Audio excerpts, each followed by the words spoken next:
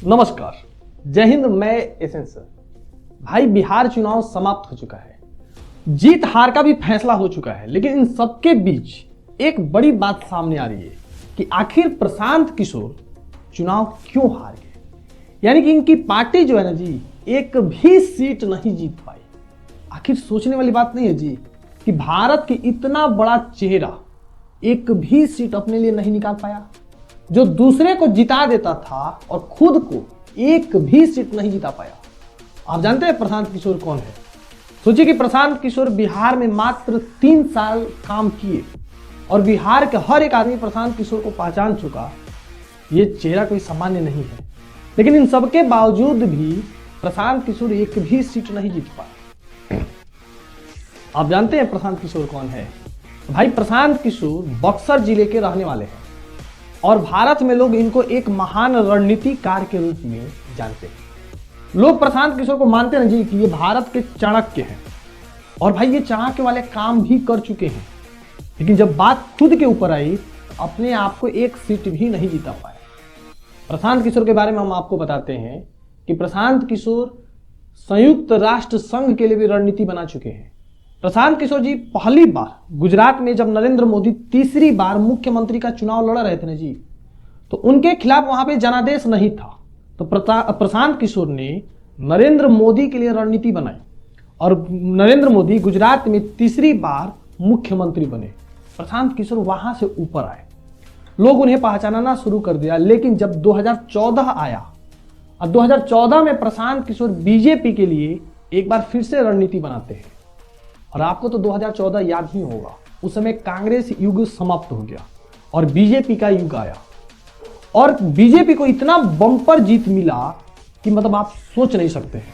और उसका सारा क्रेडिट हो जाना जी, श्रेय जो है वह इस आदमी प्रशांत किशोर को जाता है। तो भाई अचानक से प्रशांत किशोर को सब कोई पहचानने लगता है, प्रशांत किशोर का मांग बढ़ जाता है। उसके बाद प्रशांत किशोर ने जी नीतीश कुमार को जिताते हैं, आम आदमी पार्टी को जिताते हैं, ममता बनर्जी को जिताते हैं। तो इतनी बड़ी बड़ी पार्टियों के लिए जब रणनीति बना के और उस रणनीति को जीत में बदल देते हैं, तो अचानक से प्रशांत किशोर सबके जुबान पे आ जाते हैं कि भाई ये आदमी बहुत खतरनाक है।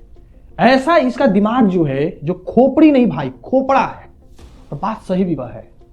लेकिन जब यही बात खुद के ऊपर आती है तो अपने आप को एक सीट भी प्रशांत किशोर नहीं दिला पाते हैं। सोचने वाली बात है जी। आप कई बार देखे होंगे, जैसे मान लीजिए कि बिहार में पवन सिंह है, खेसारी लाल यादव है, ये लोग नामी सिंगर हैं। इन लोगों के लिए कोई ना कोई तो गाना लिख कर देता होगा और ये लोग दूसरे के लिखे ही गाना गाते हैं। कभी भी कोई सिंगर अपने से गाना नहीं लिखता है, कोई आदमी गाना लिखता है जिसको ये बड़े बड़े सिंगर गाते हैं और इतना नाम कमा लेते हैं।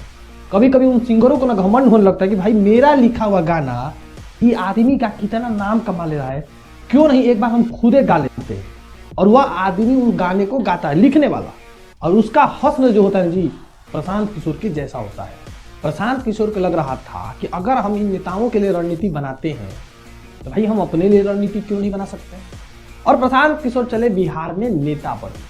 तो भाई प्रशांत किशोर के पास न जी बिहार के छोटे से छोटे गांव तक की ना क्या जरूरतें हैं, ये सारी जानकारियां उनके पास है। प्रशांत किशोर की जैसी ना जी विश्व में और भी टीमें काम करती है जो सारी जानकारियों को इकट्ठा करके रखती है। इसके लिए वो आदमियों को रखती है। प्रशांत किशोर की भी वैसी ही टीमें, प्रशांत किशोर अपनी टीम में सिर्फ अकेले नहीं है, इनके पीछे कई लोग काम करते हैं जिनको प्रशांत किशोर सैलरी देते हैं। यानी कि इनकी एक कंपनी ही है कि किस जगह की क्या जरूरत है, वहां की जनता की क्या मांग है, इस बात का पता करके डेटा बनाना। डेटा बहुत बड़ी चीज होती है। तो प्रशांत किशोर के पास ये सारी डेटा है। आज से 3 साल पहले प्रशांत किशोर बिहार आते हैं और उस डेटा को और मजबूत करने के लिए, क्योंकि इनको तो मुख्यमंत्री बनना था, गांव गांव घूमते हैं। घूमते घूमते ये सारे गांवों से डेटा इकट्ठा करते हैं। जब डेटा इकट्ठा करते हैं तो इनको महसूस होता है कि इनके नाम में जो पांडे लगा है, इनका पूरा नाम है प्रशांत किशोर पांडे, जो इनके नाम में पांडे लग रहा है, यानी कि ये सवर्ण जाति से आते हैं, तो इनको लगता है कि भाई इनके नाम में पांडे लगा होना इनको नुकसान पहुंचा रहा है। तो उसके लिए रणनीति बनाते हैं कि क्यों नहीं कुछ दिनों के लिए मुसलमान बन जाए। तो ये टोपी लगाकर मजार मस्जिद घूमना शुरू करते हैं। इन्हें लगता है कि टोपी पहनने से इनको फायदा होगा। लेकिन भाइयों, जिन्होंने टोपी पहना है उन्होंने कभी भी सत्ता प्राप्त नहीं की। ये नया रणनीति चुनाव है। पहले के समय में ऐसा होता था कि टोपी पहनने से आप जीत जाते थे, क्योंकि पहले के नेताओं को ये लगता था कि हिंदू जाएगा तो जाएगा कहाँ, मुसलमानों को बस अपने तरफ कर लो, जीत हो जाएगी। प्रशांत किशोर यही काम किए। इन्हें लगा कि अगर ये टोपी पहन लेंगे तो ये जीत जाएंगे। इनकी सबसे बड़ी गलती यहीं पर हो गई। उसके बाद चुनाव से जब 2 महीना पहले जब अमित शाह बिहार आते हैं तो प्रशांत किशोर का जो आक्रामक रवैया था अचानक से शांत पड़ गया। अब ये क्यों हुआ कि क्या प्रशांत किशोर अमित शाह के साथ मिलकर समझौता कर लिए, अब ये तो पता ही नहीं। क्योंकि प्रशांत किशोर जितने भी पार्टियों के लिए रणनीति आजकल बनाए थे वो सारी पार्टी इनको बोरा भर के पैसा देती थी। हो सकता है कि अमित शाह ने भी इनको पैसा का ऑफर किया हो, क्योंकि जितने भी लोग हैं भाई ये विकास करने के लिए तो मैदान में नहीं आए हैं। सभी लोगों का एक ही मकसद है, पैसा कैसे कमाया जाए।